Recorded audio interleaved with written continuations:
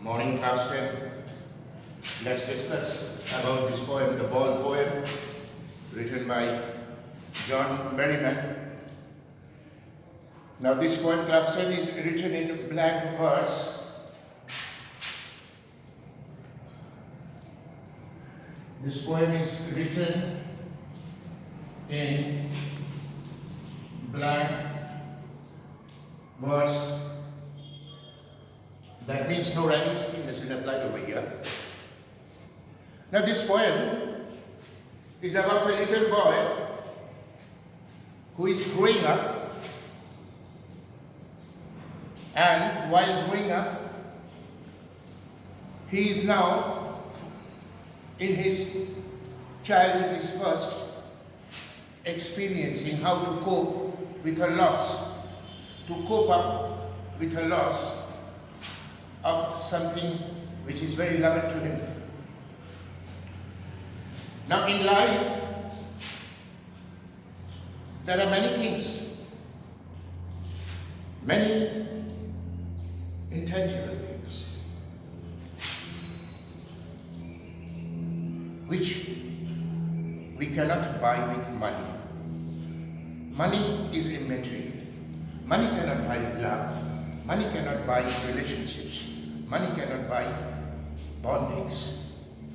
Money cannot buy memories, good memories. Money is immaterial. It is an external force which is used only to get access to materialistic things. Now here this little boy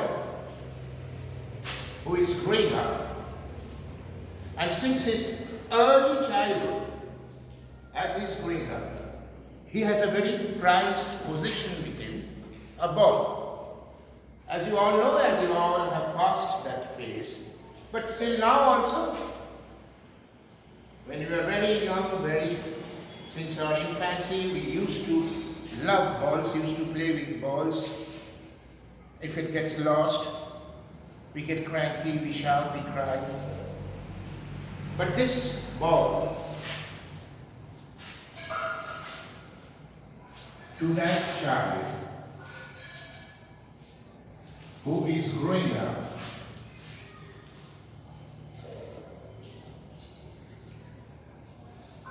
is a very prized possession. Prized possession of him. Why? Because all these memories of his childhood is embalmed with the ball, is with the ball. Throughout his childhood, he has played. The ball has been a constant companion to this child.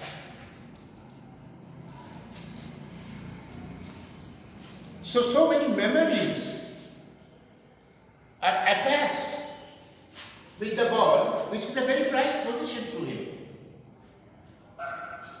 One day while he was growing up, he was playing with the ball, and the ball suddenly bounces and falls back into the water, into the lake, and gets lost.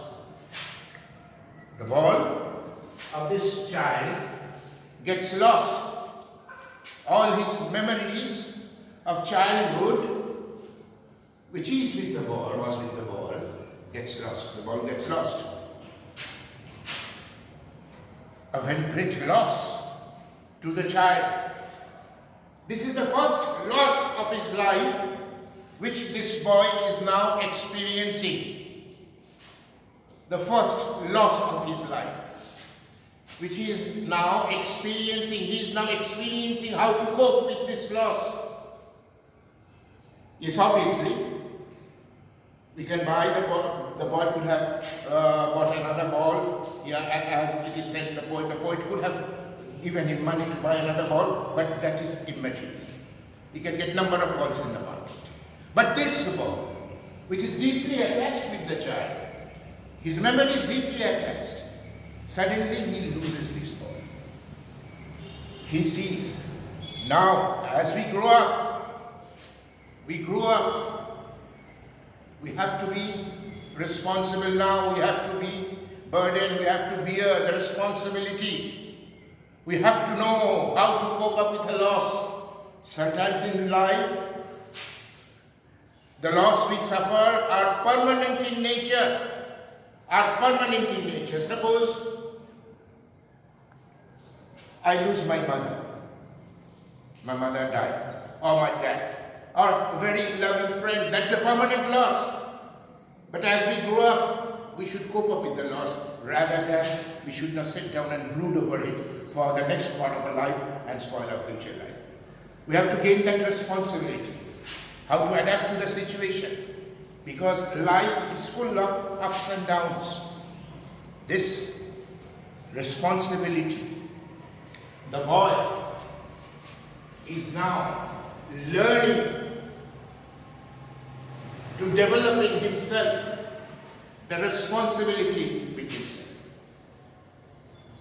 to adapt, how to cope up with a loss, permanent loss. Now this is a very beautiful poem. As I told you, it is about losing a beloved possession. Now look at the poem. What is the boy now who has lost his ball? What is he do? I saw it go, merrily bouncing down the street and then merrily over. There it is in the water. No use to say, oh, there are other balls. The poem starts that a little boy who has a ball is playing with the ball very happily, and suddenly while playing it bounces off and falls back down the street into the waters, lake waters. And this ball was carrying the memories of this child. All his memories since his infancy till he grew, is growing up as a child. And he sees that the ball bouncing on the street and falling down into the waters of the lakes. Now, what has the boy lost? The boy has lost the ball. Where did the ball fall into? Into the waters.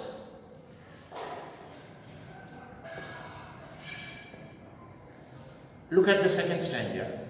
An ultimate shaking grief fixes the boy as he stands rigid, trembling and staring down all his young days into the harbor where his ball went. I would not intrude on him. A time, another ball is worthless. As the ball falls down, goes into the waters, the boy becomes stiff, rigid, started shivering, trembling. He was dumbstruck. First time he is facing a loss of his beloved one, a beloved position. And he's just staring down. All the memories of his childhood going down the drains. He's shaking with fear. And the poet says, who is witnessing this incident, he says a dime, a money to give to the boy for purchasing a ball is worthless. Why worthless?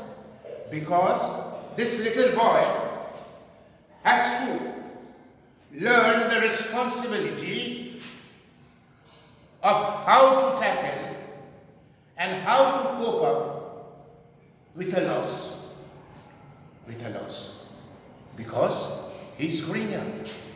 Because he has to learn all these things in his life for a smooth sailing in his future days. Now he senses his first responsibility. Now this is the first time now the boy feels a sense of responsibility in himself. In a world of possessions, people will take balls will be lost always, little boy. And no one buys a ball back, money is external. The poet tells us, the boy has to learn. He has to learn how to live with a loss, how to tackle a loss, how to cope up with a loss in his life. Because in our lifetime we lose many things, many beloved possessions. By losing some beloved possessions which money cannot buy, where money is immaterial, where for a beloved possession money is immaterial, we have to tackle with the loss.